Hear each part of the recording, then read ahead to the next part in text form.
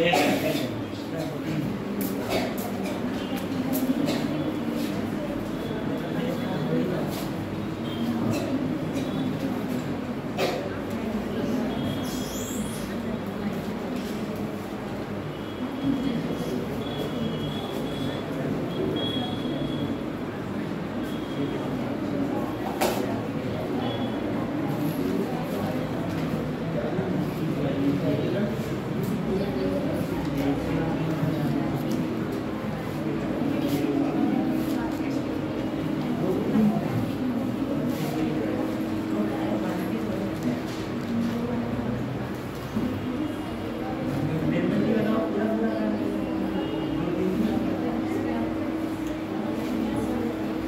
है, कल हम लोग बात कर रहे थे तो हमने ये सब बातें कर ली, ये सारे क्वेश्चंस कल हमारे हो गए।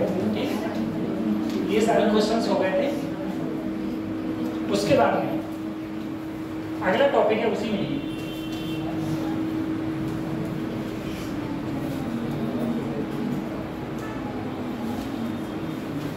Internal energy of a thermodynamics system. ठीक है, कल मैंने कहा था कि डेल्टा क्यू बराबर क्या होता है, delta U plus delta W. ठीक है, डेल्टा क्यू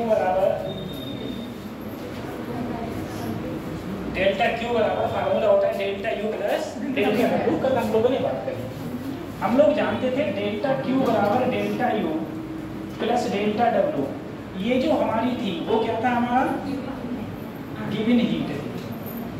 ये हमारी क्या थी, चेंज इन इंटरनल एनर्जी। ठीक है, ये हमारी थी change in internal energy, change in internal. ये है मेरा वर्क डन, ये क्या है, वर्क। ठीक है, अब हमने कल वर्क डन की बात करी थी, वर्क डन का फार्मूला था P इंटू डेल्टा V। ठीक है, या dW equal to P into D। ठीक है, ये हमारे फार्मूला कल थे। कल हमने वर्क डन की बात करी थी, हम लोगों ने वर्क डन के नंबर ऑफ क्वेश्चंस की बात करी थी, हम लोगों ने ये भी बात करी थी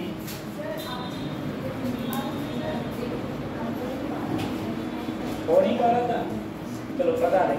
ठीक, तो जो वर्क डन कल हमने बात करा था कि डेल्टा क्यू कब पॉजिटिव होता है, डेल्टा क्यू कब नेगेटिव होती है, और डेल्टा डब्ल्यू कब पॉजिटिव होता है, कब नेगेटिव, कब जीरो, ये सब कल बात हम लोगों ने करी। ठीक है, उसके बाद देखो, अगर मैं इंटरनल एनर्जी की बात करूं, इंटरनल एनर्जी के लिए मैंने कल तुमसे कहा था अगर मेरा टेम्परेचर इंक्रीज होगा तो इंटरनल एनर्जी, ठीक है, या change in internal energy positive होगी, या फिर चेंज इन इंटरनल एनर्जी क्या होगी, पॉजिटिव। अगर मेरा टेम्परेचर डिक्रीज होगा तो change in internal energy you, change in internal energy क्या होगी, और अगर मेरा टेम्परेचर कांस्टेंट हो गया तो चेंज इन इंटरनल एनर्जी किसके बराबर हो जाएगी, जीरो के बराबर। ठीक है, ये कल बात होती है हमारी चेंज इन इंटरनल एनर्जी को लेके, ये सब हम लोगों ने बात करी। ठीक, अब हम लोग देखो एक फार्मूला है जो तुम्हें इंटरनल एनर्जी के लिए याद करना है, सिर्फ एक फार्मूला। जहां भी इंटरनल एनर्जी आएगी सबको तुमको खाली वही फार्मूला लगाना है, बस खाली अलग। इंटरनल एनर्जी क्या होता है, यू बराबर फार्मूला याद रखना है NCV into delta T, NCV into delta T. अब CV क्या होता है वो तुमको आगे पता चलेगा। ठीक है, कि CV मेरा क्या है वो तुमको आगे पता चलेगा। तो सॉरी NCVT, ठीक है। अगर चेंज इन इंटरनल एनर्जी की बात आएगी तो हो जाएगा NCV डेल्टा। किसी पॉइंट पर इंटरनल एनर्जी के ये फार्मूला होता है, और चेंज इन इंटरनल एनर्जी का फार्मूला कहूँगा अगर टेम्परेचर मैंने बढ़ा दिया या घटा दिया। सर अगर टेम्परेचर बढ़ा दूंगा तो डेल्टा टी क्या हो जाएगा, पॉजिटिव, और टेम्परेचर अगर मैं घटा दूंगा तो डेल्टा टी क्या हो जाएगा, नेगेटिव। तो अगर ये नेगेटिव घट गया, नेगेटिव हो गया, तो चेंज इन इंटरनल एनर्जी क्या हो जाएगी, नेगेटिव। अगर टेम्परेचर बढ़ जाएगा तो चेंज इन इंटरनल एनर्जी क्या हो जाएगी बेटा, पॉजिटिव, क्या हो जाएगी, पॉजिटिव। ठीक, पास में कोई साइक्लिक प्रोसेस हो, कोई भी, मैंने कल बताया था तुम लोगों को, अगर मेरे पास कोई साइक्लिक प्रोसेस हो, साइक्लिक प्रोसेस का मतलब है कि अगर कोई चीज, ये साइक्लिक प्रोसेस है, किसी भी प्रकार से साइक्लिक प्रोसेस हो, किसी भी प्रकार से अगर मेरे पास कोई साइक्लिक प्रोसेस है, किसमें, पीवी डायग्राम, इसमें पीवी डायग्राम में अगर कोई साइक्लिक प्रोसेस है, तो उस साइक्लिक प्रोसेस के अंदर चेंज इन इंटरनल एनर्जी हमेशा 0 के इक्वल होती है। ठीक है, अगर कोई साइक्लिक प्रोसेस है तो उसके अंदर चेंज इन इंटरनल एनर्जी किसके बराबर होगी, 0 के बराबर होगी। ठीक है, चेंज इन इंटरनल एनर्जी 0 के बराबर होगी। तो ये अब इंटरनल एनर्जी किसके पास होती है, जो भी मेरे पास में गैस के पार्टिकल्स हैं उसके पास में होती है। ये मैंने कल पीडीएफ तुम लोगों को सेंड कर दी थी ना, कर दी थी। तो बस खाली इतना उतना बाद में अपने घर पे बैठ के उतारना था।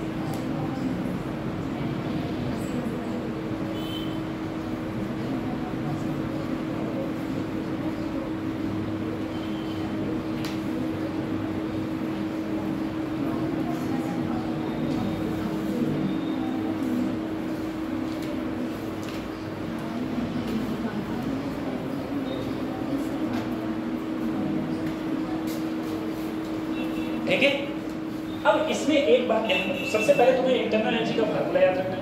वर्क डन का फार्मूला हो गया पी डेल्टा वी। ठीक है, और अगर पीवी डायग्राम में मेरे पास में कोई स्लोप दिया है तो उसके नीचे का एरिया क्या दिखाएगा, वर्क डन को दिखाएगा। ये मैंने कल बात करी थी। चेंज इंटरनल एनर्जी का फार्मूला NCV, जिस टेम्परेचर पर तुमसे पूछे। CB क्या होता है, अभी अगले तुम्हें पता चल जाएगा कि CB तुम्हारा क्या है।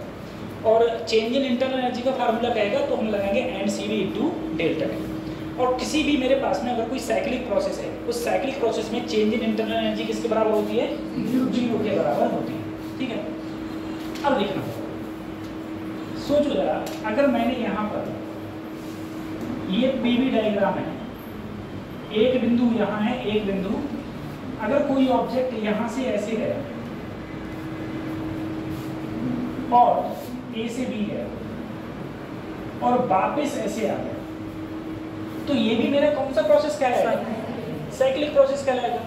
इस प्रोसेस के अंदर भी चेंज इन इंटरनल एनर्जी किसके बराबर होगी, और हम जानते हैं डेल्टा क्यू बराबर क्या होता है, डेल्टा यू प्लस डेल्टा।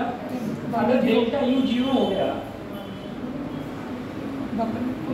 तो डेल्टा क्यू किसके बराबर होगा, डेल्टा, यानी कि जो इसके इसमें जो गिवन हीट है वो किसके बराबर हो जाएगी, वर्क डन। अगर मैं वर्क डन निकाल लूँ वही मेरी क्या कहलाएगी, इसके अंदर गिवन हीट कहलाएगी। ठीक है, पहली चीज तो ये। दूसरी चीज ये है, अगर मैं कोई ये पॉइंट मान लिया C, इधर कोई पॉइंट मान लिया, मैं यहाँ से यहाँ गया हूँ, A से B में गया हूँ, देखो चेंज इन इंटरनल एनर्जी 0 है। चेंज इन इंटरनल एनर्जी का मतलब है ACB। अगर मैं कहूँ इंटरनल एनर्जी AC ऐसे गया, किसके बराबर होगी, माइनस BD बराबर होगी। तभी तो मैं इसको इसके इधर लाऊंगा तो ये प्लस हो जाएगा। ठीक है, और वैसे भी अगर ये देखो, जितना इधर इधर पॉजिटिव है उतना ही इधर क्या है, नेगेटिव, तो टोटल किसके बराबर हो जाएगा, 0 के बराबर हो जाएगा। ठीक है, तो पहली कंडीशन तो ये याद रखना है कि अगर मैं एक पॉइंट से दूसरे पॉइंट पर जाऊं और तब तुमसे पूछूं कि मैं A से B तक गया हूं तो बताओ क्या मेरी इंटरनल एनर्जी 0 होगी, नहीं। इंटरनल एनर्जी कब 0 होगी, ए से जाऊं और वापस ए पर आ जाऊं, तब इंटरनल एनर्जी किसके बराबर होगी? 0 के बराबर होगी। ठीक है, तब मेरी इंटरनल एनर्जी 0 के बराबर होगी। लेकिन यदि मैं ए से भी गया और वापस बी डी ए आ गया, तो ऊपर अगर पॉजिटिव है तो नीचे क्या होगी? नेगेटिव।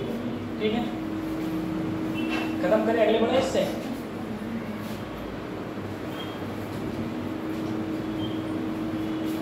खत्म कर रहा हूँ, ठीक है, ये बता दो।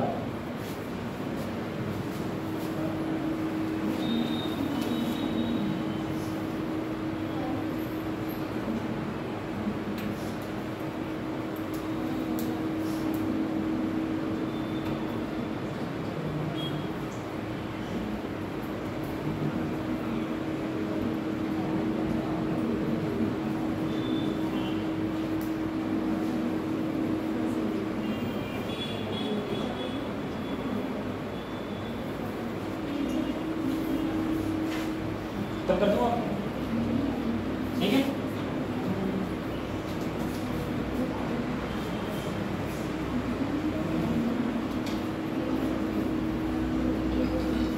ठीक, अब देखो अगला हेडिंग है हीट कैपेसिटी। हीट कैपेसिटी को हम लोग कैपिटल एस से डिनोट करते हैं, ठीक है।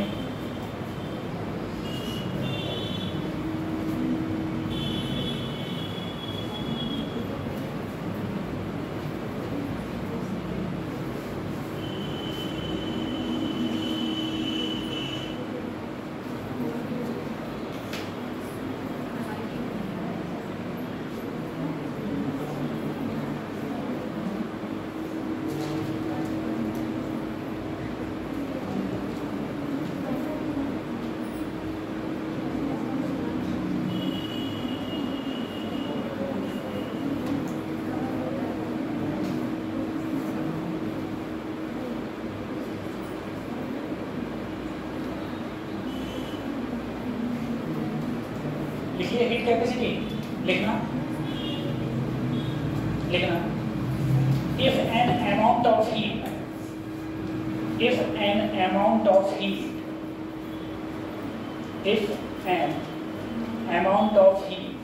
Delta Q is needed and double ED is needed to change the temperature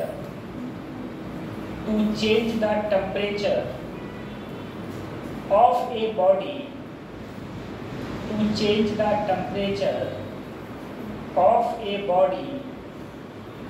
by delta T, ठीक है। अब देखो हीट कैपेसिटी में मैंने क्या लिखवाया? किसी भी बॉडी का टेम्परेचर डेल्टा टी इंक्रीज करने के लिए जितनी हीट की रिक्वायरमेंट होती है उसको हम लोग क्या बोल देते हैं? हीट कैपेसिटी, ठीक है। क्या लिखवाया? किसी बॉडी का टेम्परेचर डेल्टा टी इंक्रीज करने के लिए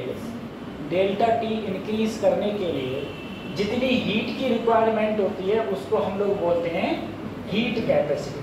S बराबर dQ अपॉन dt। अब देखो अगर मैं इसकी यूनिट देखूं, इसकी क्या होती है? जूल, इसकी क्या होती है? केल्विन। तो यूनिट क्या हो गई? जूल पर केल्विन, ठीक है। इसे लिख लो। अगला हेडिंग पड़ेगा specific heat capacity. Specific heat, इसे हम लोग स्मॉल s से डिनोट करेंगे, ठीक है, स्मॉल s से डिनोट करेंगे।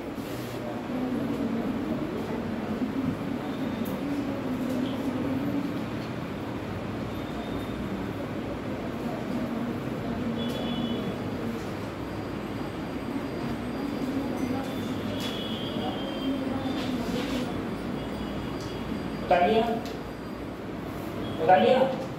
इसमें लिखो the amount of heat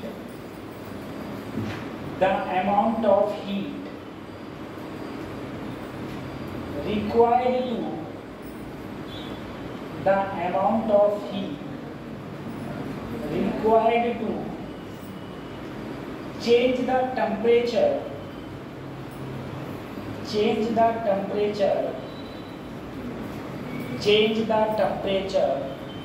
of unit mass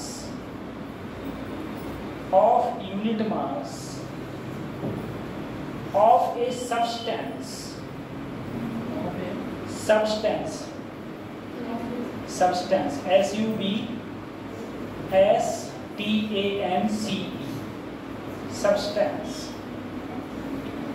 by unit is known as KNOW is known as specific heat capacity। अब देखो स्पेसिफिक हीट कैपेसिटी क्या होती है? स्पेसिफिक हीट कैपेसिटी कहती है किसी बॉडी का टेम्परेचर डेल्टा टी ले लो, किसी बॉडी का टेम्परेचर डेल्टा टी, किसी बॉडी का टेम्परेचर, किसी यूनिट बॉडी का टेम्परेचर, यूनिट का मतलब क्या होता है? जैसे 1 किलोग्राम, ठीक है, ये नहीं बहुत बड़ी कोई बॉडी होगी, जैसे 1 किलोग्राम ले लिया, ठीक है। तो किसी यूनिट बॉडी का टेम्परेचर बढ़ाने के लिए जितनी हीट की रिक्वायरमेंट होती है उसे हम लोग स्पेसिफिक हीट कैपेसिटी कहते हैं, ठीक है। तो ये क्या है? स्मॉल s बराबर 1/m dq अपॉन dt, ठीक है। अब इसकी यूनिट क्या हो जाएगी? इसकी होती है जूल, इसकी होती है केजी और इसकी होती है कैलोरी। तो जूल पर केजी कैलोरी, जूल पर केजी कैलोरी।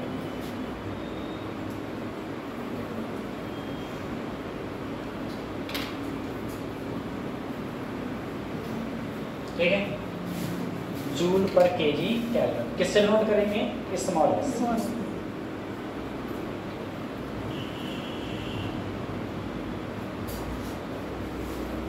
ठीक है, खत्म कर रहे हैं इसको।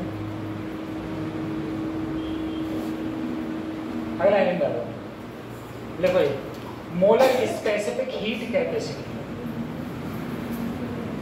मोलर स्पेसिफिक हीट कैपेसिटी, इसे कैपिटल सी से डिनोट करते हैं। तो मोलर स्पेसिफिक हीट कैपेसिटी क्या कहलाता है? कहता है द अमाउंट ऑफ, अगर अमाउंट ऑफ 1 मोल क्या हो? 1 मोल, ठीक है। 1 mole of substance temperature delta T, यानी कि 1 मोल सब्सटेंस का टेम्परेचर डेल्टा टी इंक्रीज करने के लिए जितनी हीट की रिक्वायरमेंट होती है उसे हम लोग मोलर स्पेसिफिक हीट कैपेसिटी कहते हैं, ठीक है। तो सबसे पहले हीट कैपेसिटी क्या होती थी? किसी भी सब्सटेंस का टेम्परेचर डेल्टा टी बढ़ाने के लिए जितनी हीट की रिक्वायरमेंट है उसे क्या बोलेंगे? Heat capacity. फिर क्या आई? Specific heat capacity. Specific heat capacity में कहा किसी यूनिट मास का टेम्परेचर, डेल्टा टी बढ़ाने में जितनी हीट की रिक्वायरमेंट होगी उसे बोलेंगे मोलर, वो स्पेसिफिक हीट कैपेसिटी। अब लग गया अगले मोलर। तो मोलर कहता है 1 मोल सब्सटेंस का टेम्परेचर, 1 मोल सब्सटेंस का टेम्परेचर 1 डिग्री से 1 मोल सब्सटेंस का टेम्परेचर डेल्टा टी बढ़ाने के लिए जितनी हीट की रिक्वायरमेंट होती है उसे क्या बोलते हैं? Molar specific heat capacity. इसे किससे डिनोट करेंगे? अब बेटा इसकी यूनिट बताएगा कोई मुझे? सी की यूनिट क्या हो जाएगी सर? देखो इसकी हो गई जूल, ये मोल इनटू केल्विन, तो यूनिट हो जाएगी जूल पर मोल केल्विन, जूल पर मोल केल्विन।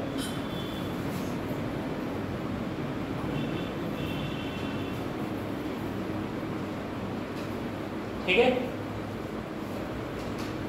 फिर इसके बाद वाला लिखेंगे हम लोग।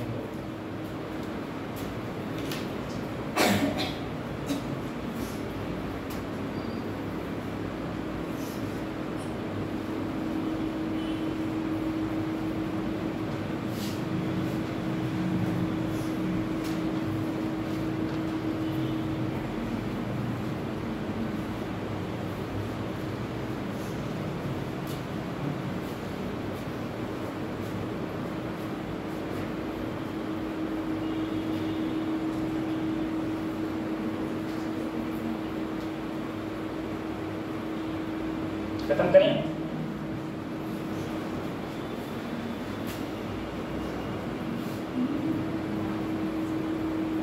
अगला हेडिंग डालो, अगला हेडिंग डालो।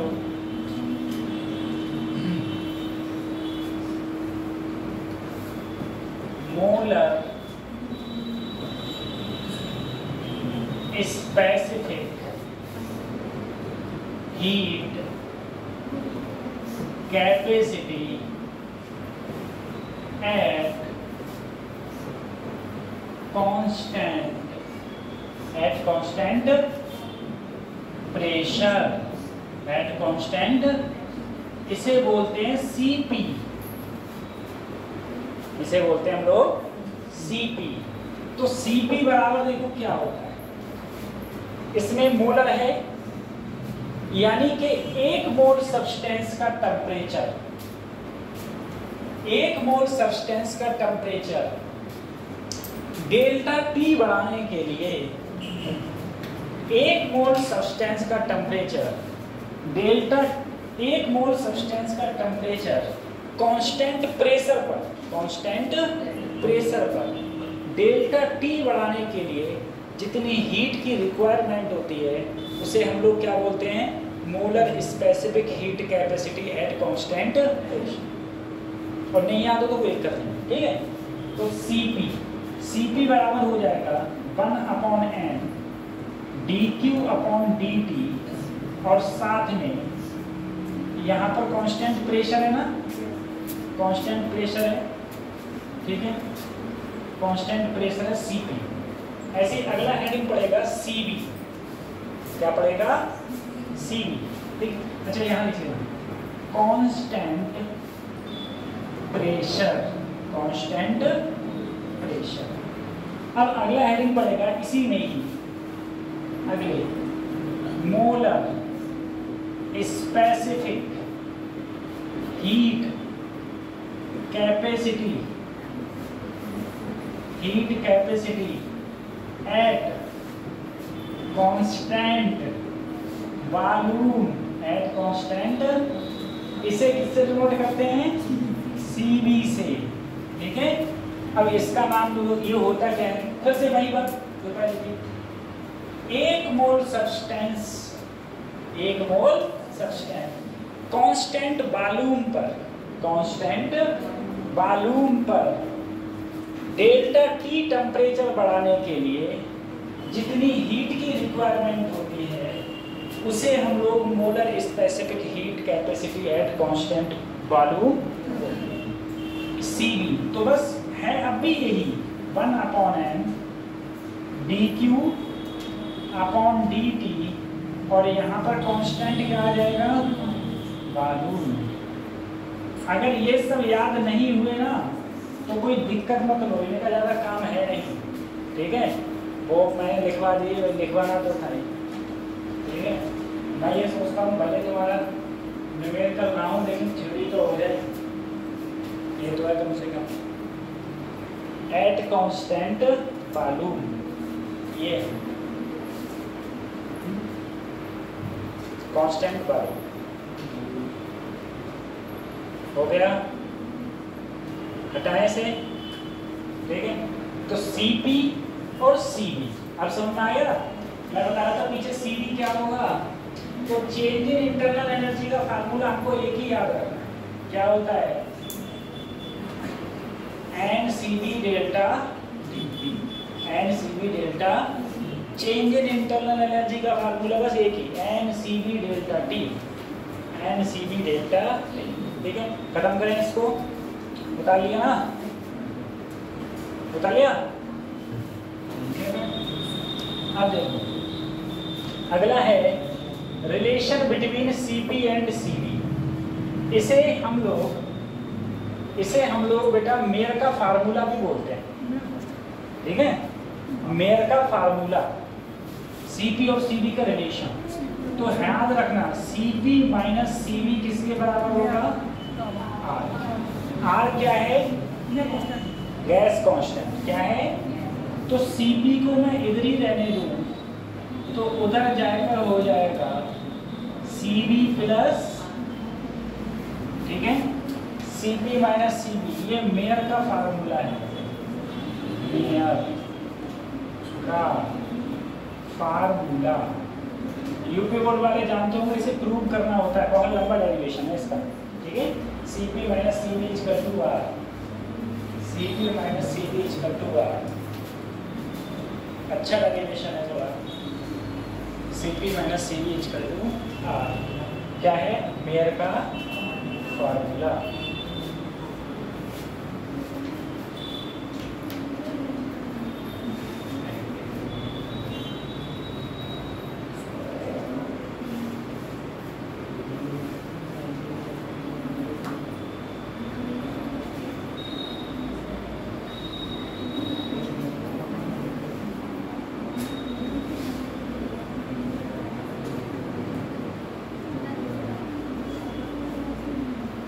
ठीक है, मेयर का फार्मूला खत्म करें इसको, Cp minus Cv equal to, एक बात और देखना,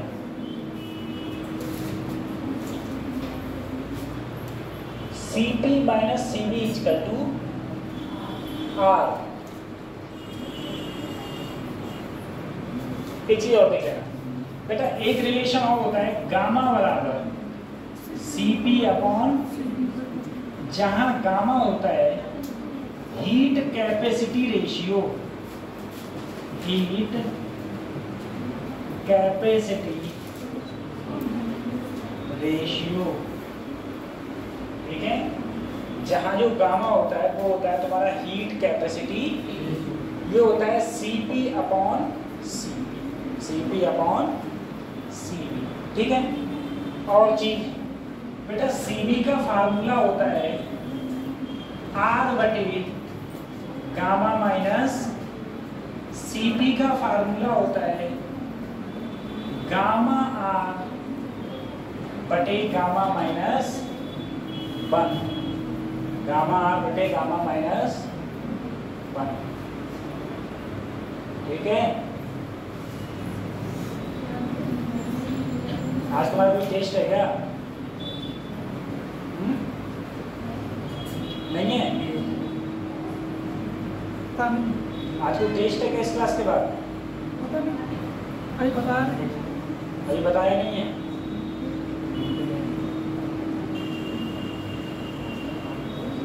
Cp बराबर gamma R upon gamma minus 1, ठीक है। गामा क्या होता है, Cp अपॉन C, गामा क्या होता है, Cp अपॉन C। बात समझ में आ रही है, ठीक है। वो तो ऊपर वाले का शुक्र मनाओ, यहाँ पर टीचर बड़ा एजुकेट है, अगर टीचर सरकारी होते तो वो बन जाए, सरकारी का सारा प्राइवेट है, सरकारी में कोई नहीं। गामा बराबर Cp अपॉन Cv, Cp बराबर क्या होता है, R बटे गामा माइनस 1, और Cp बराबर होता है गामा R बटे गामा माइनस। और तुम बेटा देखो, अगर Cp अपॉन Cv करोगे सब कुछ कट जाएगा, आंसर मेरा सिर्फ क्या रह जाएगा, गामा रहेगा, क्या रह जाएगा, ठीक है। गामा का एक फार्मूला और याद कर लेना, गामा बराबर 1 प्लस 2 अपॉन f, जहां f क्या होता है, degree of freedom, degree of freedom, ठीक है। हिंदी में बोलते हैं स्वतंत्रता की कोटि, डिग्री ऑफ फ्रीडम को क्या बोलते हैं? स्वतंत्रता की कोटि। ठीक है, तो पहला फार्मूला गामा बराबर Cp अपॉन Cv, दूसरा फार्मूला Cv बराबर R बटे गामा माइनस 1, तीसरा फार्मूला Cp बराबर गामा R बटे गामा माइनस 1। ठीक है, चौथा फार्मूला गामा बराबर 1 प्लस 2 अपॉन। ठीक है, जहां गामा क्या होता है? हीट कैपेसिटी रेशियो, हीट की कैपेसिटी रेशियो। चलो खत्म करें, खत्म करें। ठीक है भाई, इसके नीचे क्या निकल गया आपका? अच्छा ये निकल गया है, चलो ठीक है। अब देखो, मैंने कहा मेरे पास में दो गैसेस हैं, ठीक है, और उन दो गैसेस को मैंने मिला दिया, उन दो गैसेस को मैंने मिला दिया। अब सर आइडियल गैस ही तो नहीं मिलती हैं, बाकी सब गैसें तो मिल ही जाती हैं। मैंने कहा मेरे पास में दो गैसेस हैं, दो गैसेस को मैंने मिला दिया। अब क्या बोला गया?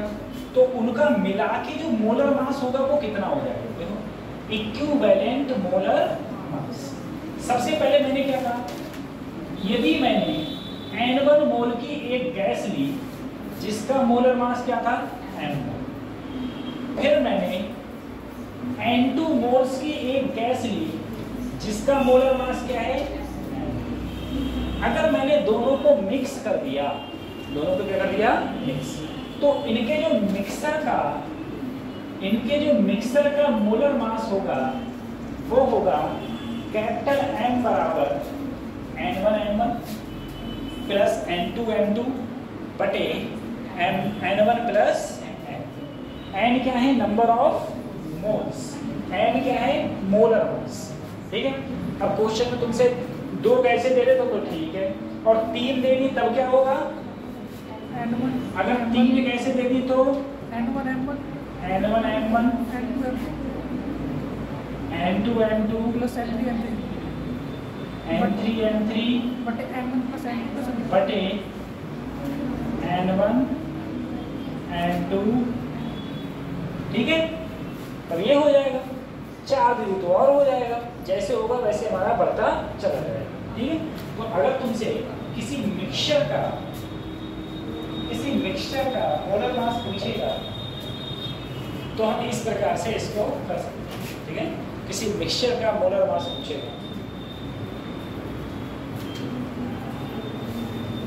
ठीक है,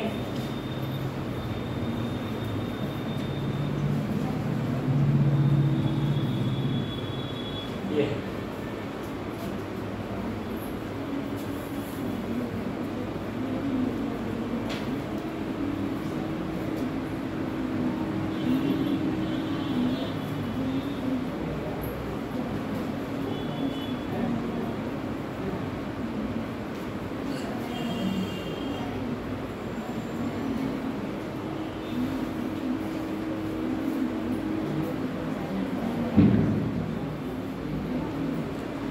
हो गया ना?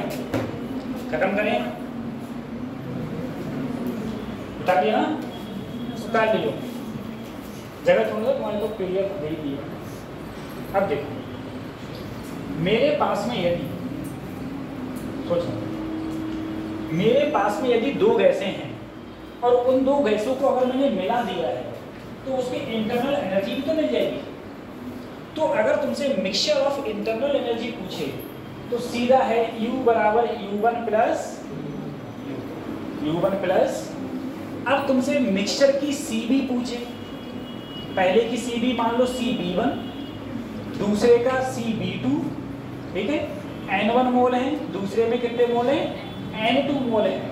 तब हमारा जो Cb होगा मिक्सचर ऑफ Cb, तो N1 Cb1 N2 Cb2 upon N1 plus.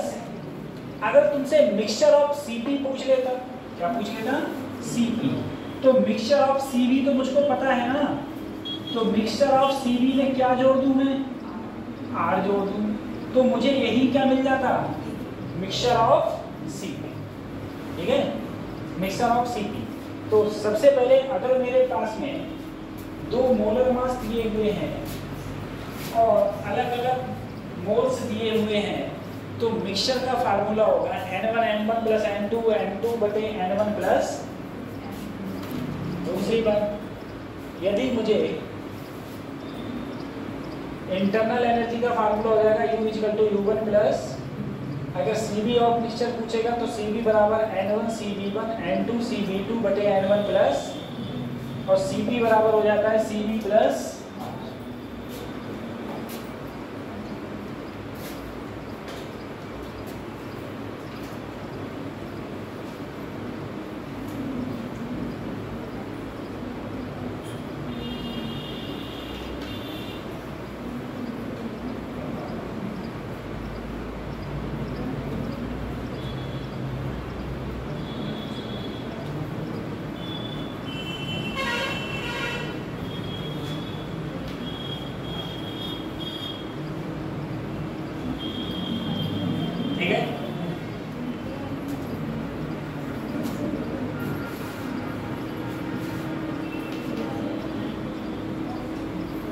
ऐसे देखो गामा का मिक्सचर, गामे के मिक्सचर का तुमको ये फार्मूला याद करना है। मेरे पास में एक गैस है जिसका गामा है गामा1 और मोल क्या है N1, दूसरी गैस है गामा2, मोल लिखते हैं।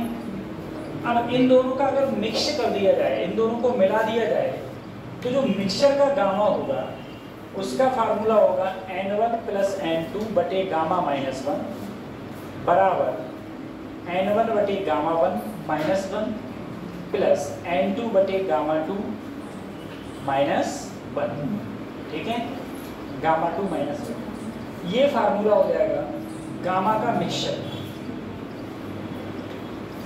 ठीक है, गामा का मिक्सचर का ये फार्मूला, ठीक है, ये भी सब लिखा हुआ है।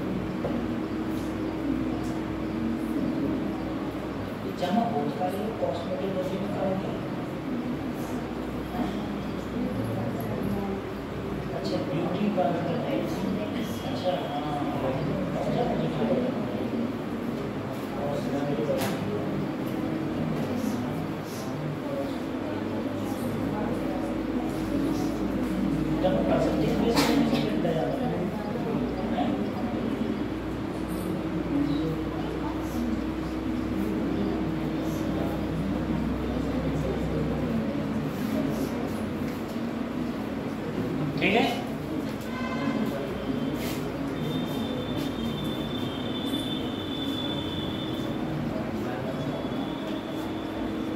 अब आओ ए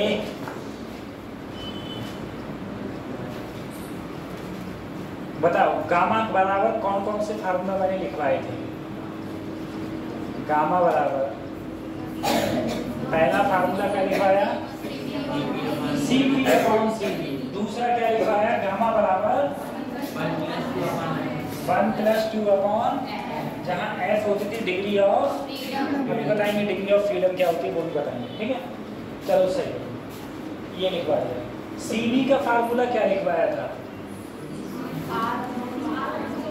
R बटे गामा माइनस, Cv का क्या लिखवाया था गामा R बटे gamma minus Cp minus Cv equal to R। अगर मेरे पास में दो गैसें हैं, एक का मोलर मास M1 एक का मोलर मास, और पहले के मोल्स N1 दूसरे के मोल्स तो मिक्सचर ऑफ मोलर मास का फार्मूला क्या लिखवाया था?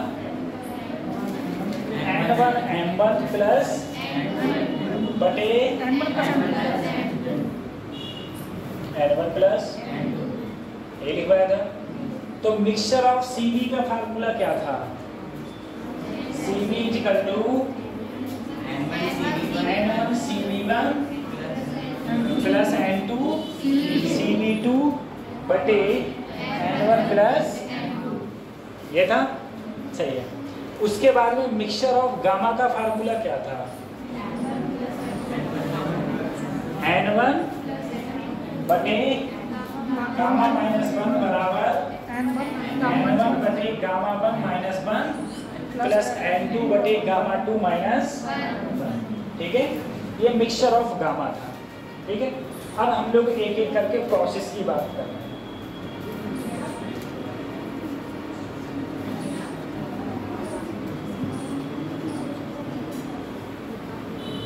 तुम लोगों ने सारे प्रोसेस पढ़े हैं। अब सबसे पहले है आइसोबैरिक प्रोसेस, ठीक है। आइसोबैरिक प्रोसेस, बताओ आइसोबैरिक प्रोसेस में क्या कांस्टेंट होता है? प्रेशर, ठीक है। इसको हिंदी में बोलते हैं हम लोग समदाबीय। दाबीय कैसे लिखा जाएगा? हटाओ, समदाबीय प्रक्रम, समदाबीय प्रक्रम, ठीक है। आइसोबैरिक प्रोसेस, आइसोबैरिक प्रोसेस में तुम बोले सर जी क्या कांस्टेंट रहता है? प्रेशर क्या रहता है? मैंने कहा सही है भाई। अगर प्रेशर कांस्टेंट रहता है तो कौन से लॉ में प्रेशर कांस्टेंट रहता था? कर लिखवाए थे। कौन से लॉ में प्रेशर कांस्टेंट रहता है? चार्ल्स, किसमें? चार्ल्स लॉ में। किसमें? तो मैंने ग्राफ बनवा दिए थे कल ही चार्ल्स लॉ के, तो अब ग्राफ बनाने की जरूरत नहीं है, ठीक है। हम लोग एक फार्मूला हम लोग जानते हैं, एक डेल्टा क्यू बराबर delta U plus delta delta, सही है सर। डेल्टा यू का फार्मूला होता है NCV और डेल्टा डब्ल्यू का फार्मूला होता है P delta B। P delta, अरे ये तो फार्मूला होता है। तो इसके अंदर कौन सा प्रोसेस है? आइसोबैरिक में प्रेशर कांस्टेंट, तो B बढ़ेगा तो TV। क्यों? क्योंकि मैंने किससे देखा? TV बराबर NR, सब कुछ कांस्टेंट है तो B डायरेक्टली प्रोपोर्शनल टू, यानी कि B बढ़ेगा तो TV, B बढ़ेगा तो TV बढ़ेगा। सही है, सही है। तो मेहनत करेगा बच्चों, सही है। तुम लोगों को पीछे चलिए, तो मेरी बातें तुमको गलत जरूर लगती हैं, लेकिन मेरा बिल्कुल, मैं ऐसा नहीं है कि जैसे तुम्हारे सामने कहूँ अरे तुम तो बहुत अच्छी पढ़ाई कर रहे हो, ठीक है। तो धोखे में रखने वाली बात है नहीं। सही मायने में बता रहा हूँ, आप लोगों की पढ़ाई बहुत कम है, ठीक है। बाहर जाओ, दुनिया देखो, तब कंपटीशन लगता है। हमारी स्टार्टिंग स्कूलिंग पढ़ाई हुई गांव में, फिर छोटे से कतई शहर में गए, कतई छोटे शहर। तो गांव में लगता था जो कुछ है हम ही, शहर में गए तो वहाँ पर थोड़ी औकात पता चली, ठीक है। तो वहाँ डिफीट किया जैसे जैसे जैसे जैसे पढ़ाई की गई, जैसे पढ़ाई गई। तो आप लोगों के लिए तब भी अच्छे एडवांटेज हैं, ठीक है। जैसे हमारे चश्मा नहीं लगता, हमारे जो आंखों में चश्मा लगा है उसका मेन रीज़न ये था, घर वालों ने 8वीं के बाद 9वीं में भेज दिया बाहर पढ़ने के लिए। 8वीं तक कभी थलिया ना धोई खुद से, थलिया में खाना खाओ और नीचे सरकारी मम्मी खुद दूंगी, मतलब है। अब 9वीं में घर वालों ने भेज दिया रूम पे, सामान उमान तो सब पहुँचा दिया और घर वाले गायब, अब खुद बनाओ और खुद खाओ। तो ज़िंदगी में इसने कभी थरिया ना डूबी, वो खाना क्या बनाए? तो पूरे दिन समोसा ही लपेटे जा रहे हैं। इधर से समोसे, पेट तो भरना ही है ना किसी प्रकार से, भूख लगेगी, मजबूरी पड़ गई। फिर दूसरा एक चीज़ और थी, जिस हम शहर में रहते थे तो उस समय के ज़माने में, आज से लगभग 2009 की बात है, 2009 में मेरा 9th था। तो 9th में लाइट नहीं थी, 2009 में लाइट नहीं आती थी बच्चों को, शहर में भी नहीं आती थी, गांव तो गांव छोड़ो, गांव में कभी लाइट आ रही तो हंगामा मच जाता था। वो भी कब? जब सबके टीम नोकिया 1600 फ़ोन, अरे लाइट आएगी मोबाइल चार्जिंग पर लगा दो। और तुम्हें बताएं आज के ज़माने में तुम समझो नोकिया 1600 फ़ोन का मतलब है एक बार चार्ज कर लो, एक हफ्ता छोड़ दो, ठीक है, ये कंडीशन। तो गांव में लाइट हल्ला समझ जाता था, लाइट तो लाइट नहीं आती थी, तो लाइटें उल्टे में पड़ रहे, आँखें बिगड़ गई, कमजोरी में। आप लोगों के लिए इतनी अच्छी अपॉर्चुनिटीज़ है, सही है, ठीक है, बहुत अच्छी है। अच्छा, मेरे साथ में जितने भी दोस्त थे मेरे, जिनके MBBS सिलेक्शन हुआ है, या फिर जितने IITs में गए थे, उन सब में जो श्रेय जाता है, वही मैं कहता हूँ, पीलीभीत में ये बहुत बड़ी कमी है। उन सब में श्रेय जाता था जो हमारे स्कूल के टीचर थे उनका। स्कूल के टीचर नहीं, जैसे हम कोचिंग पढ़ते थे, क्योंकि स्कूल में कोई और पढ़ाता है, कोचिंग कोई और पढ़ता है, ठीक है। और जो बच्चा स्कूल के टीचर से कोचिंग पढ़ेगा, उससे बड़ा बेवकूफ़ कोई नहीं है, जो मुझे लगता है, ठीक है। तो कुछ बच्चे नंबर के मारे पढ़ लेते हैं, 9th में फेल कर देंगे कि 11वीं में फेल कर देंगे, सर जी डंडा मारेंगे कोचिंग में बैठ गए हैं, तो पढ़ लेते हैं डर के मारे। लेकिन अगर हाँ टीचर अच्छा हो तो पढ़ सकते हो, जो अगर टीचर अच्छा है तो पढ़ सकते हो। तो वहाँ पर टीचर क्या होता था, वो पहले से 11वीं से ही, जब हम लोग 9वीं 10वीं में पास हुए, तो 11वीं से ही वो मोटिवेट करते थे कि बच्चों जिसको जिस सेक्टर में जाना है चूज़ कर लो। जैसे IIT के सेक्टर में जाना है, वो किताबें दिलवाई JEE, इन किताबों को पढ़ो, सही है। जैसे नीट के सेक्टर में जाना है, तो वो नीट के सेक्टर में जाओ, उस चीज़ की तैयारी करो, ये सब चीज़ की तैयारी करवाई, तो सभी इसीलिए बच्चे निकले। पीलीभीत में क्या माहौल है कि अगर तुम 11वीं 12वीं में पढ़ोगे, तुम्हें टीचर को बता रहे हो ही है, तुम कहोगे सर जी नीट की तैयारी करें, तो कहाँ पहले इंटर तो पास कर ले,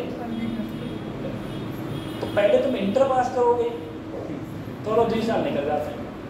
और जो हमारी एजुकेशन पॉलिसी है, उसके इस समय जो प्रेजेंट टाइम में चल रही है, उस एजुकेशन पॉलिसी को कोर्स इतना ख़त्म कर चुके हैं, इतना ख़त्म कर चुके हैं कोर्स में।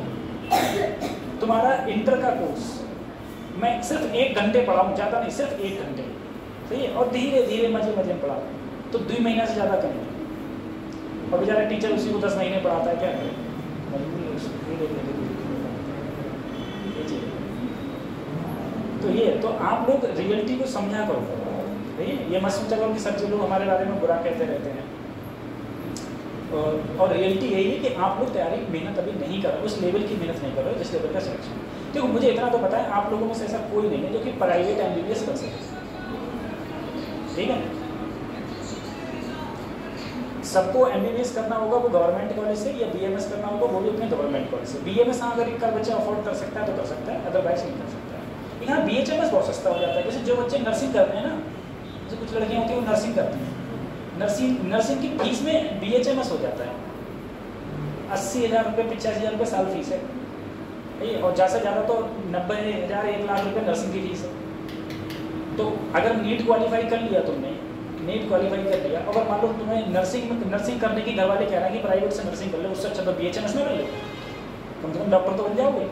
और नर्सिंग में क्या है, पूरी ज़िंदगी बस डॉक्टर के आगे फाइल लेके घूमने हैं तुम्हारे, पूरी ज़िंदगी डॉक्टर मिलेगा, डॉक्टर आएगा आराम से चैम्बर में, उससे अगले सर ये बस, और उसकी जिस दिन इच्छा करेगी निकाल के बाहर भेज देगा, ठीक है। तुमने कहीं सैलरी बढ़ाओ, सैलरी नहीं बढ़ेगी, निकाल देगा, ये दिक्कत होती है। तो मेहनत करो, आप लोगों को मेहनत करने की बहुत जरूरत है। कुछ एक रिजर्वेशन भी है, जैसे अगर कोई बच्चा ऐसा होता है जिसने हाई स्कूल में उर्दू रहा हो, उसके पास हाई स्कूल में उर्दू रहा हो, तो उसके लिए कुछ यूनिवर्सिटी, जैसे अलीगढ़ मुस्लिम यूनिवर्सिटी है, जामिया है, ये कुछ यूनिवर्सिटी में वो जो BHMS कराते हैं तो उसमें उनके रिजर्वेशन होता है। चलो वो सब छोड़ो, इधर देखो सर, B डायरेक्टली प्रोपोर्शनल किसके हो जाएगा, हम कौन से प्रोसेस की बात कर रहे हैं? आइसोबैरिक प्रोसेस की। ठीक है, अब आइसोबैरिक प्रोसेस में जो मैंने यहाँ पर लिखा हुआ है तुम सब जानते हो बेटा, डेल्टा यू बराबर चाहे मैं N C B delta T, कोई दिक्कत वाली बात नहीं है। ठीक है, मैं चाहूं इसको सी बी को लिखना चाहूं तो एन आर बटे इंटू डेल्टा टी। बोलो, कोई दिक्कत नहीं, तब भी कोई दिक्कत नहीं। इसको लिखना चाहूं तो ऐसे भी लिख सकता हूं। ठीक है, इसी टाइप से अब तुम समझो, डेल्टा डब्ल्यू को मैं P इंटू डेल्टा वी लिख सकता हूं और मैं जानता हूं अगर इसमें डेल्टा वी किया है और इधर लिखूंगा तो इसको लिख सकता हूं N R into delta V. देखो इधर मैंने किसमें डेल्टा क्या है, डेल किसमें लगाया है? बी में। तो इधर तो एक ही वेरिएबल है, तो यहाँ क्या लिख सकता हूँ मैं? Delta V. तो P डेल्टा वी को क्या लिख सकता हूँ? N R delta. अगर मैं ये वैल्यू, ये चीज यहाँ भी रख दूँ, अगर ये वैल्यू यहाँ रख दूँ N C B delta T plus N R delta, इन दोनों में क्या कॉमन है? N delta T. तो ये क्या हो गया? सी बी प्लस, तो देखो सी बी प्लस आर क्या होता है? C B. क्या होता है? तो मैं इसको ऐसे भी लिख सकता हूं एन सी पी। फिर से समझो, तुम्हें बस देखो जहां भी वर्गना आए तुम्हें पी डेल्टा डी याद रखना है। ठीक है, पी डेल्टा डी। और जहां भी इंटरनल एनर्जी आए, चेंज इन इंटरनल एनर्जी, वहां पर तुम्हें सिर्फ N C B delta T याद रखना है बस। ठीक है, यहां पर मैंने कुछ और नहीं किया है। मैंने क्या किया है? डेल्टा यू की जगह N C B delta T और इसकी जगह पी डेल्टा, इतना किया था। फिर मैंने इसको और चेंज करने के लिए मैंने कहा अगर मैं सी बी डेल्टा टी लिखूं तो सी बी की जगह ये भी तो लिख सकता आर बटे gamma minus one delta T. ठीक है, इसी प्रकार से मैंने कहा जैसे मान लो यहाँ पर P इंटू डेल्टा वी है। देखो वैसे हमारी इक्वेशन क्या होती है? पी वी बराबर एन आर टी। तो अगर मैं देखो P तो इसमें कांस्टेंट है, P इसमें क्या है बच्चों? अगर P कांस्टेंट है तो ये थोड़ी ना चेंज होगा। चेंज क्या होगा मेरा? अगर इधर डेल्टा वी चेंज हुआ है तो इधर क्या चेंज होगा? Delta T. तो मैंने क्या किया? सिर्फ P डेल्टा वी की जगह क्या लिख दिया? N R delta T. फिर मैंने P डेल्टा V की जगह एन आर डेल्टा टी कर दिया, तो मेरा यहाँ से निकल कर आया डेल्टा Q बराबर एन सी पी डेल्टा। अब तुमसे पूछा जाए मेरे पास में एक प्रोसेस है जिसका नाम है आइसोबैरिक प्रोसेस। उस आइसोबैरिक प्रोसेस में तुमसे पूछा जाए बताओ डेल्टा Q का मान क्या होता है, तो तुम कह सकते हो एन सी पी डेल्टा, या फिर क्या कहोगे? N C B delta T plus P delta V. या तो तुम पूरा ये बोलोगे या तो तुम सिर्फ ये लिखना बोलोगे, बात समझ आ रही है? या तो पूरा ये बोलोगे या फिर इतना बोलोगे। ठीक, तो ये मेरा कौन सा प्रोसेस था? Isobaric process. ठीक है, आइसोबैरिक प्रोसेस में P रहता है मेरा कांस्टेंट। उसके बाद में अगला प्रोसेस की बात करते हैं।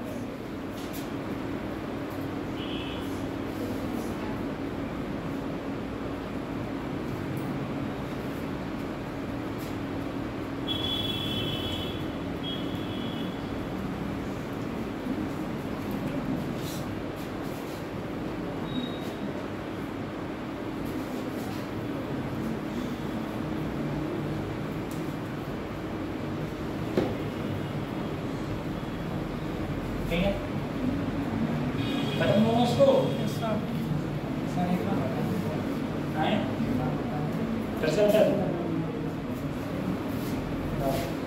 कौन सा प्रोसेस था? आइसोबैरिक। आइसोबैरिक में क्या कांस्टेंट होते हैं? ठीक है, मैंने सिर्फ में दो चीज़ें याद रखी। पहले तो सर वर्क को हर जगह जितनी भी प्रोसेस है वर्क को कहा गया डेल्टा डी और चेंज इन इंटरनल एनर्जी का फॉर्मूला बस इतना याद है। अब बताना आइसोबैरिक डेल्टा Q बराबर delta U plus delta W। ये कल इक्वेशन में याद करी थी सर। डेल्टा U की जगह लिखना चाहूँगा तो एस डेल्टा T लिख सकता हूँ, तो डेल्टा Q बराबर ये आ गया मेरे पास। ठीक है, अब सर जी अगर मैं देखो P डेल्टा V वर्क है जाएगा। अब प्रेशर कांस्टेंट है, तो जैसे मेरा पी एनआरटी होता है, पी कांस्टेंट अगर मैं इसे वैरी करूँगा तो ये भी तो नहीं करूँगा, तो मैं इसकी जगह क्या ले सकता हूँ एन आर डेल्टा पी, ठीक है। तो अगर मैं एन सी डेल्टा डी यहाँ लिखा एन आर डेल्टा डी, जो मैं एन डेल्टा डी का होगा C plus R, C plus R हो गया सी पी, ठीक है, पीछे हो जाएगा सी पी, ठीक है। इसी तरह से अगर मैं चेंज इन इंटरनल एनर्जी का formula N C P delta D होता है और अगर सी पी का फार्मूला भी पीछे हो जाएगा आर हो, ठीक है। ये सारी प्रोसेस खत्म कर रहा हूँ इसको।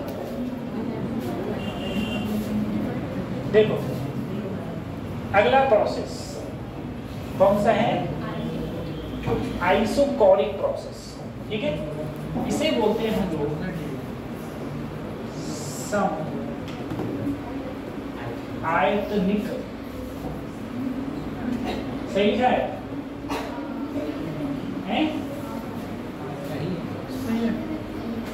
सम आयतनिक प्रोसेस, सम आयतनिक प्रोसेस, ठीक है। तो ये जो प्रोसेस है मेरा कौन सा है, आइसोकोरिक प्रोसेस। आइसोकोरिक प्रोसेस में हमारा क्या कांस्टेंट रहता है, और जिसके अंदर हमारा वॉल्यूम कांस्टेंट रहेगा वो कौन सा ला,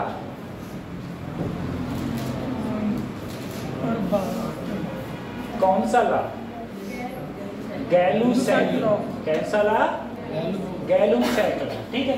बता दिए थे सारे। अब बताओ अगर वॉल्यूम कांस्टेंट है तो क्या जीरो होता था, वॉल्यूम कांस्टेंट है तो क्या जीरो होता था, चेंज इन, अरे वॉल्यूम बढ़ेगा तो वर्क डन पॉजिटिव, वॉल्यूम घटेगा तो work done negative, volume constant रहेगा तो वर्क डन जीरो, जीरो, यही तो बोला था। तो वॉल्यूम कांस्टेंट है तो वर्क डन क्या हो गया मेरा, अब तो कोई दिक्कत ही नहीं है। फार्मूला सर डेल्टा क्यू बराबर डेल्टा यू प्लस डेल्टा, ये क्या हो गया जीरो। तो डेल्टा क्यू किसके बराबर है, डेल्टा, और डेल्टा यू क्या होता है, एन, बोलो N C B delta T, या फिर एन आर बटे गामा माइनस 1 डेल्टा टी, बोलो सही है, लिख सकता हूँ, लिख सकते हैं, बोलो ठीक है। तो डेल्टा क्यू का, और जो डेल्टा क्यू है वही क्या है मेरा डेल्टा यू है। कौन सा प्रोसेस है, आइसोकोरिक प्रोसेस, ठीक है, आइसोकोरिक। तो कितना सिंपल हो गया, बस मैंने कहा तुम ज्यादा कुछ मत याद करो, बस खाली N C B delta T और पी डेल्टा टी याद करो, ठीक है, पी डेल्टा बी और N C B delta T.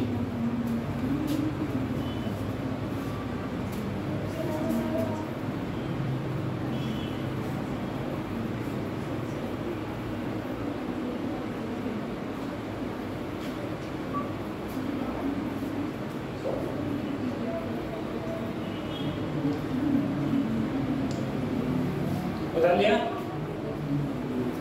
Isochoric process, सम आयतनिक प्रोसेस बोलते हैं, ठीक है। पहला कौन सा था, समदाबी, दूसरा कौन सा है, सम आयतनिक, खत्म करो उसको।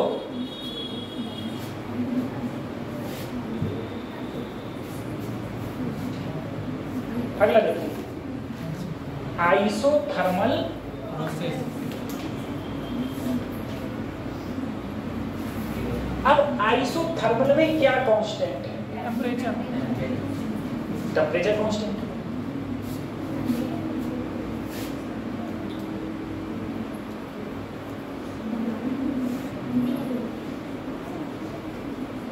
अब बताओ मुझे, अगर मेरा टेम्परेचर कांस्टेंट होता था तो क्या जीरो होता है, अगर मेरा टेम्परेचर कांस्टेंट है तो क्या जीरो होगा,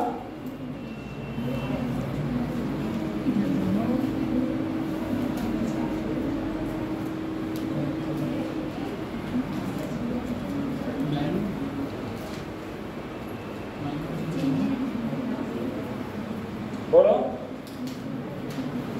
टेम्परेचर कांस्टेंट है तो क्या जीरो होगा? चेंज इन इंटरनल एनर्जी क्या जीरो होती है? हाँ तो याद रखो ना, ठीक है। चेंज इन इंटरनल एनर्जी मेरी क्या हो जाती है? जीरो हो जाती है, ठीक है। तो चेंज इन इंटरनल एनर्जी, इसके अंदर चेंज इन इंटरनल एनर्जी मेरी क्या होगी? अब फार्मूला देखो, डेल्टा क्यू बराबर, बोलो, डेल्टा यू प्लस डेल्टा, अगर ये जीरो हो गया तो ये किसके बराबर है? डेल्टा, ठीक है, डेल्टा डब्ल्यू के बराबर। इसमें क्या कांस्टेंट है? अब तुम देखो एक बात समझाते थे, पीवी बराबर क्या होता है? अगर टेम्परेचर कांस्टेंट तो पीवी भी क्या होगा? ये कौन सा ला था? Boyle law. कौन सा ला था? बॉयल्स ला था। अब देखो जल्दी, अब इसमें वर्क डन का जो फार्मूला होता है वो होता है, तुम क्या बोले? पी डेल्टा बी, क्या बोले? P delta. अब यहाँ पर देखना बेटा, यहाँ पर अगर टेम्परेचर कांस्टेंट है तो P घटेगा तो B बढ़ेगा। अब यहाँ तो एक बढ़ रहा है एक घट रहा है, तो ऐसी कंडीशन पर इसका इंटीग्रेशन करके आता है, ठीक है। क्या आते हैं? वर्क डन के फार्मूला। वर्क डन के फार्मूला इसमें याद करने तुमको, ठीक है। वर्क डन का फार्मूला, वर्क डन के फार्मूला किसी को पता है? NRT delta ln B final upon B, दूसरा है NRT ln P initial upon P final. बात समझ आई? NRT ln, ठीक है। अगर तुम ln हटाओगे और log लाओगे, ln को हटा के क्या लाओगे? तो ये हो जाएगा 2.303 NRT लॉग के बेस में 10 B फाइनल बटे 303 log P initial upon P final, ठीक है। तो वर्क डन के ये कितने फार्मूला हैं? 4 फार्मूला याद रखना। कौन सा प्रोसेस है ये? आइसोथर्मल प्रोसेस, आइसोथर्मल प्रोसेस, ठीक है। अब जल्दी क्या वर्क डन से, इस वर्क डन से क्वेश्चन आएगा? इससे नहीं आएगा। क्यों? क्योंकि अगर आएगा तो इसे लॉग देना पड़ेगा, ठीक है। और लॉग तो इतने सारे लॉग होते हैं, तुम्हें वैल्यू तो याद होगी नहीं और टेबल तुम्हें एग्जाम में देगी नहीं, इसलिए खाली फार्मूला तो इसका पूछा जा सकता है लेकिन इसके ऊपर से क्वेश्चन नहीं आते, ठीक है। और जो डेल्टा डब्ल्यू होगा वही मेरा क्या होगा? डेल्टा क्यू होगा। जो डेल्टा डब्ल्यू होगा वही मेरा होगा डेल्टा।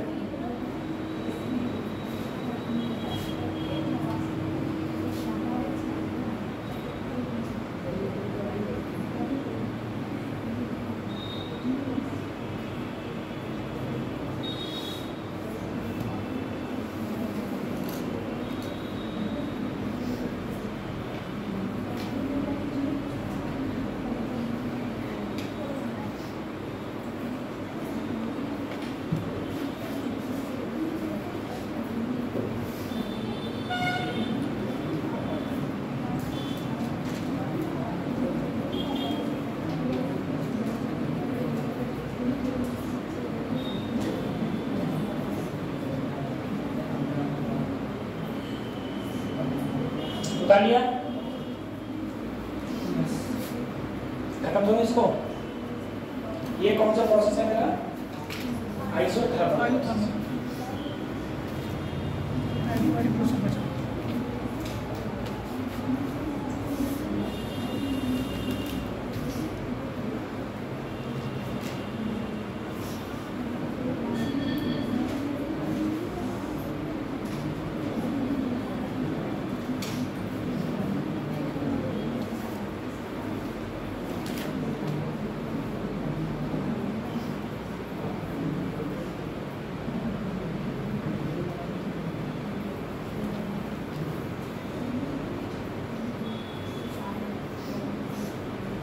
उधर लिया।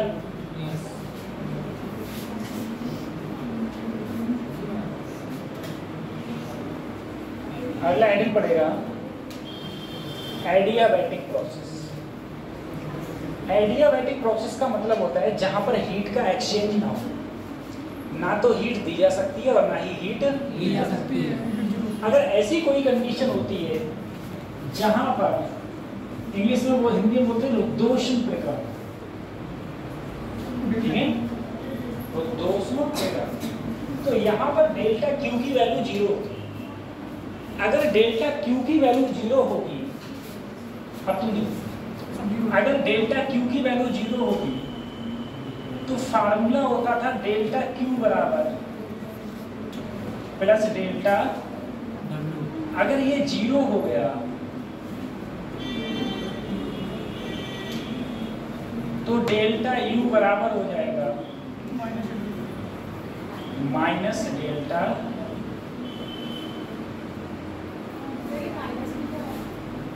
है। क्या माइनस में बेटा? माइनस में क्यों आया? देखो इसको तुम उधर ले जाओ तो बराबर के उधर जाता है तो किसका आ जाता है? माइनस का, ठीक है, माइनस का आ गया, सही। अब देखो सर, अगर मैं इंटरनल एनर्जी की बात करूं, अरे जो इंटरनल एनर्जी होगी वही मेरा क्या होगा? वर्क। बस माइनस से अगले तो गुणा करनी है ना, अगले किससे गुणा करनी है? माइनस से। जो इंटरनल एनर्जी होगी वही मेरा वर्क होगा। अब इंटरनल एनर्जी का फार्मूला तुम लोग बोले NCV डेल्टा, NCV, तुम बोले सर CV की जगह रख दो R बटे गामा माइनस 1 इंटू, ठीक है, सही है, R बटे गामा माइनस 1 इंटू। अब तुम एक बात और बोले, मैं एक बात और जानता हूं, P डेल्टा B बराबर किसके होता है? NR डेल्टा T के। तो NR डेल्टा T की जगह मैं क्या रख सकता हूँ? P into delta B gamma minus, बात समझ आ रही है? और इसको अगर मैं लिखूं तो ऐसे लिख सकता हूँ B final B initial upon gamma minus, ऐसे भी तो लिख सकता हूँ। हाँ सर, अरे एक कड़ी से दूसरी कड़ी मिलती चली जा रही है, ठीक है। तो यहाँ पर अब जो भी मेरी इंटरनल एनर्जी आई, उस इंटरनल एनर्जी को मुझे क्या करना है? माइनस से मल्टीप्लाई कर दूंगा तो मेरे को मेरा वर्क मिल जाएगा, ठीक है। इंटरनल एनर्जी को माइनस से मल्टीप्लाई कर दूंगा,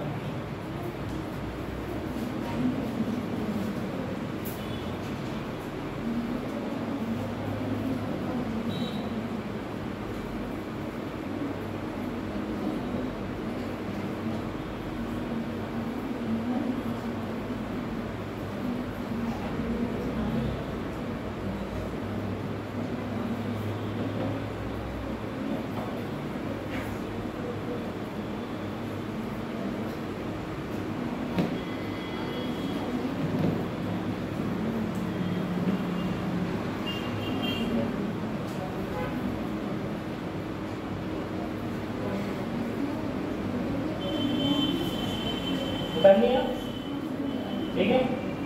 अच्छा, इसमें एक चीज और देखना, क्या मैं इसमें हीट को एक्सचेंज कर सकता हूँ? नहीं, हीट को एक्सचेंज मतलब ना तो मैं हीट दे सकता हूँ ना ही हीट ले सकते हैं, लेकिन दुनिया में आज तक ऐसी कोई चीज बनी नहीं है। अब तुम कहोगे हमारी मिल्टन की बोतल है, ठीक है, तुम उसमें पानी डाल दो गर्म, तुम 1 महीना बाद देखो ठंडे हो जाए ना, 2 दिन में हो जाएगा भाई। दो बात अलग है सर, उसका प्रोसेस धीरे है, प्रोसेस उसका कैसे है? धीरे, मतलब धीरे धीरे हीट जाती है, या फिर उसकी भी एक लिमिट है ना, 72 आवर्स है, 48 आवर्स है, ऐसी कुछ जो भी लिमिट है, मुझे पता नहीं इसके अंदर, ठीक है। तो वो लिमिट है, उस लिमिट के बाद में उसमें भी चीज़ क्या हो जाती है? ठंडी, मतलब वही हीट का क्या हो जाता है? तो 100% तो कोई चीज़ है ही नहीं जिसमें हीट का एक्सचेंज क्या हो जाए? 0।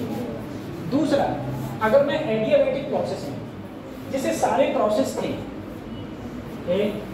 इसे रख करते हूँ, देखो मेरे ये पढ़ा था PV इक्वल टू RT, ये पढ़ा था। अगर प्रेशर कांस्टेंट तो B directly proportional to temperature T, T constant तो PV बराबर कांस्टेंट, अगर B कांस्टेंट तो P directly proportional to temperature. लेकिन आइसोथर्मल प्रोसेस में क्या होता है, एडियाबैटिक प्रोसेस में क्या होता है, PV गामा बराबर कांस्टेंट होता है। गामा तुमको पता है हीट का किसका था, heat capacity ratio, heat capacity क्या होता है इसके अंदर, PV गामा बराबर कांस्टेंट। अब देखो अगर मैं वहां से लूं PV इक्वल टू R तो कांस्टेंट है तुम्हारा, R क्या है सिर्फ T लिया, ठीक है। अब देखो अगर मैं P की जगह लिखूं तो T बटे B, P की जगह रखा मैंने T अपॉन B, B की पावर गामा बराबर, अगर B को ऊपर ले जाऊं गामा माइनस 1 बराबर, ठीक है। एक फार्मूला ये आ गया। अगर इसी वाले चीज में देख दो, इसी चीज में देखो, अगर मैं B बराबर लिखता तो क्या हो जाता, T अपॉन B बराबर T अपॉन P। मैंने उठा के यहाँ पर B की जगह T अपॉन P, गामा बराबर कांस्टेंट। अब देखो अगर मैं लिखूं गामा P की पावर बराबर कांस्टेंट, तो P जब ऊपर जाएगा 1 माइनस T की पावर बराबर कांस्टेंट, ठीक है। तो देखो तुमसे तुम्हारे बेसिकली एडियाबैटिक प्रोसेस में 3 रिलेशन है। पहला रिलेशन है PV गामा बराबर, दूसरा है PV गामा माइनस 1 बराबर कांस्टेंट, तीसरा है P की पावर 1 माइनस गामा T की पावर गामा बराबर, ठीक है। अब तुमसे पूछेगा बताओ कि नीचे दिए गए 4 ऑप्शंस में से कौन सा एडियाबैटिक प्रोसेस है। 4 ऑप्शंस दिए होंगे, जाके अपना देख लो भाई, क्या पता P और T का दिया हो, P और T का तो ये रिलेशन होगा, अगर P और B का दिया होगा तो ये रिलेशन होगा, और अगर P और B का दिया होगा तो ये रिलेशन होगा, ठीक है। रिलेशन इस प्रकार से होते हैं।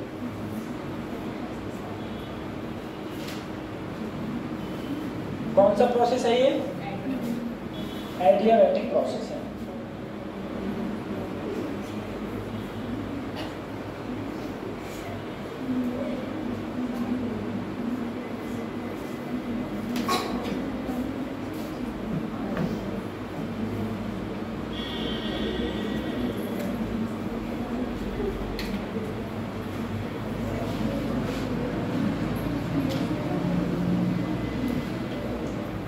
उतार लिया,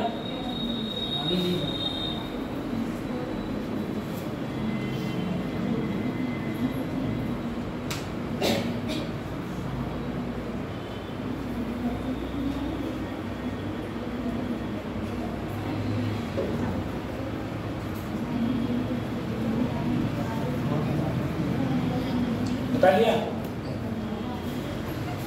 खत्म करो इसको। पहला प्रोसेस एडियाबैटिक, दूसरा आइसोबैरिक, आइसोकोरिक, आइसोथर्मल। 4 टाइप के प्रोसेस हो गए, ठीक है। और मिक्सचर्स की बात हो गई, इसे हटाएं और अगले मिलाएं, ठीक है।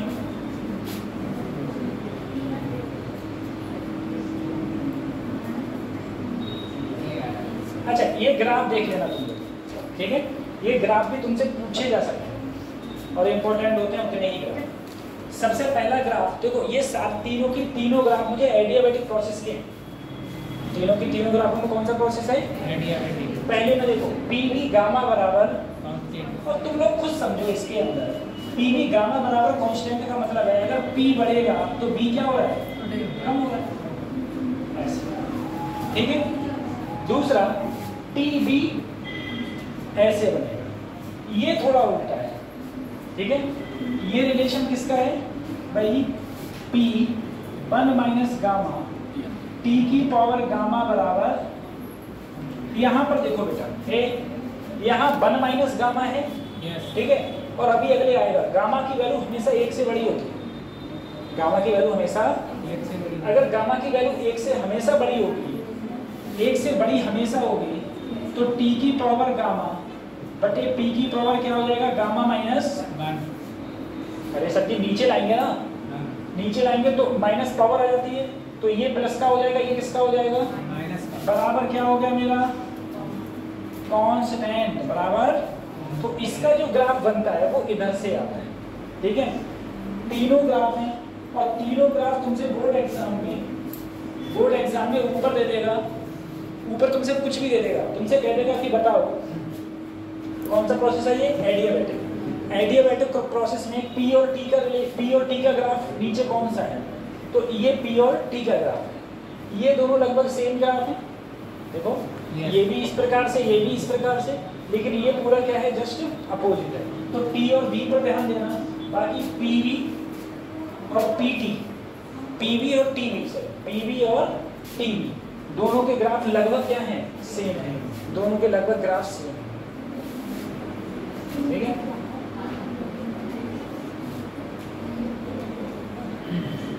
दूसरी चीज बेटा, 2 टाइप के प्रोसेस सब में तुम जानते हो। अब जरा सोचना, ये डायग्राम किसका है, पी का, और किसका है, बी का, पी और बी। अगर मैं तुमसे कहूं ये प्रोसेस कौन सा होगा, आइसो, अरे ये किस पर स्ट्रेट लाइन है, बालू प्रेशर पर, और प्रेशर पर कांस्टेंट है, यानी कि कौन सा प्रोसेस, आइसोबैरिक। अब बताओ इसका क्या होगा, आइसोकोरिक। किस पर स्ट्रेट लाइन है, बालून पर। और बेटा देखो ये दोनों कर्व होते हैं, ये दोनों क्या होंगे, जिसका कर्व कम वो आइसोथर्मल, और जिसका कर्व ज्यादा वो कौन सा प्रोसेस है, एडियाबैटिक प्रोसेस है। ठीक है। तो जिसका कम वो आइसोथर्मल, और जिसका ज्यादा वो कौन सा होगा, एडियाबैटिक। ठीक है। तो बस कर्व से तुमको याद रखना है, जिसका कर्व ज्यादा होगा वो एडियाबैटिक, और जिसका कर्व कम होगा वो आइसोथर्मल, पीवी डायग्राम। ठीक है। और बाकी तुम इसको तो याद रखोगे ही, कौन सा था मेरा ये, आइसोबैरिक, और ये कौन सा था,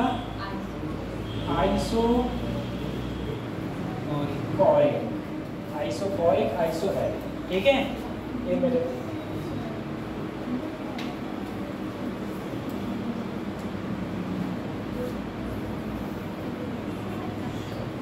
अब देखो एक प्रोसेस है मेरा साइक्लिक प्रोसेस, ये बच गया।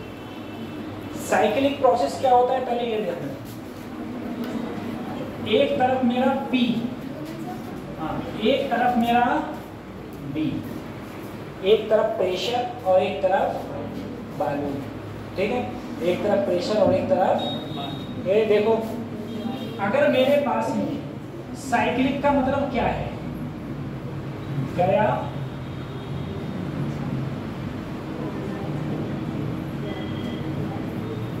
और आ गया वहीं पर, इस प्रोसेस को क्या बोलेंगे, साइक्लिक प्रोसेस।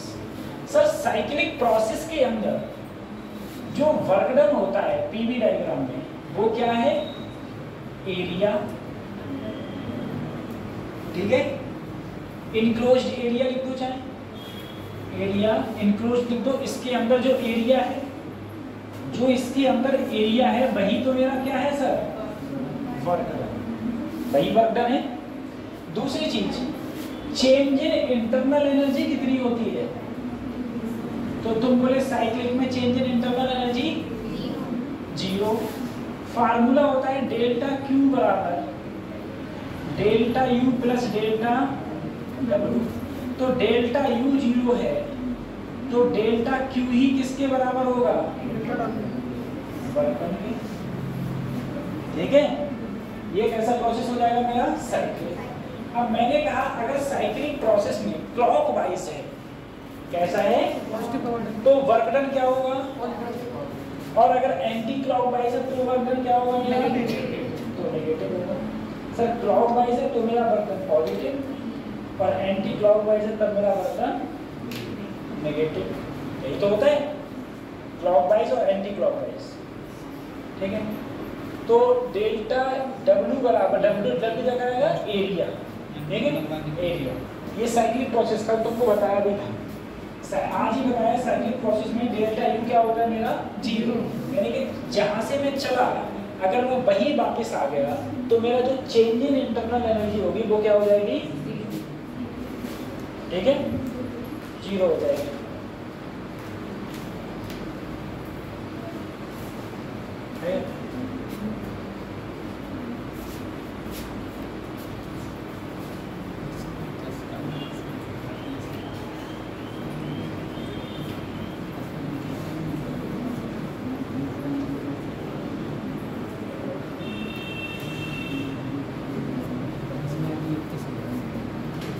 बहुत लेट स्टार्ट हुई थी ना क्लास।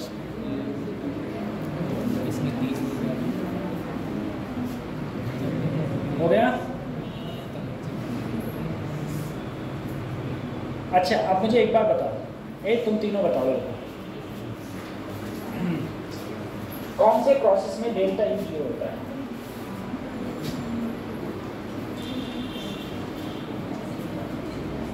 पहला तो साइक्लिक, दूसरा आइसो थर्मल, आइसो समझ आ गया? अब तुम बताओ कौन से प्रोसेस में डेल्टा क्यू 0 होता है?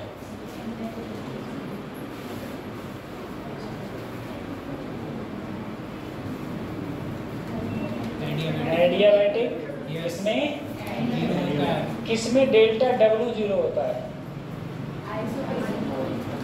आइसोटोनिक में। किसमें कुछ भी 0 नहीं होता? Isobaric process. आइसोबारिक प्रोसेस में डेल्टा क्यू का फार्मूला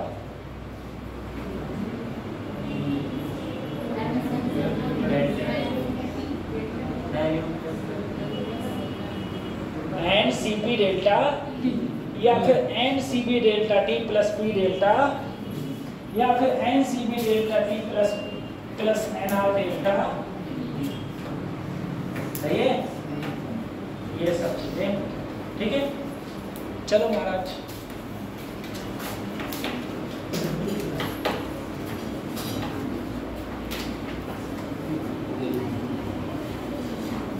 चौबीस तो है ना।